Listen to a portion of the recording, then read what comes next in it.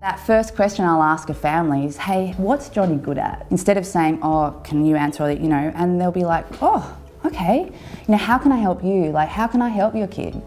And straight away that's coming from a trauma-informed and strength-based practice, because we're straight away starting with a positive. And by the end of that conversation, I know the whole family history and they've gone through everything, and I know how best to work and support that child.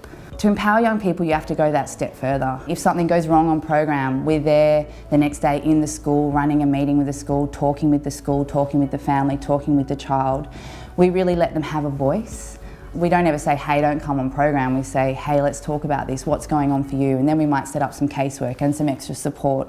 So it's busy, like we're so busy, but it's about really setting up that support and foundations around that young person. I guess rather than seeing young people as problems that need to be fixed by professionals, external groups, that someone has to come in and help them manage and fix something, it's actually about seeing young people as assets within our communities, and they're real untapped resources. We need to be able to kind of help young people reach that potential. There's a big link between leadership and employability. It's about working with those young people to step up beyond just being a passive recipient of a program, just turning up, somebody runs a program, had a nice time, left, to actually how do they get more involved in the planning of what kind of programs they want to see, running those kind of programs and activities. We've had them do public speaking at conferences. We've had them as kind of experts in consultation panels.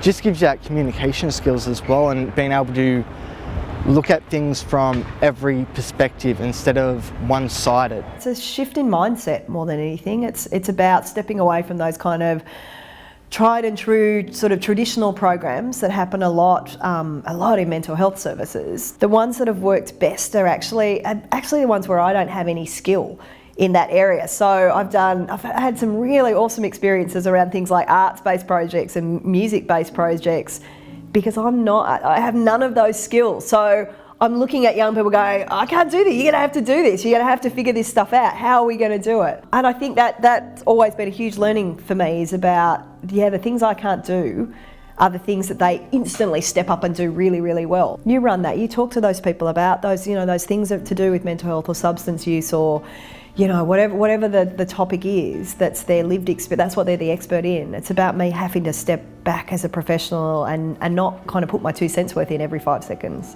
My dream is I want to be a youth worker and work with Indigenous youth, and just teach them the right way, lead them in the right direction.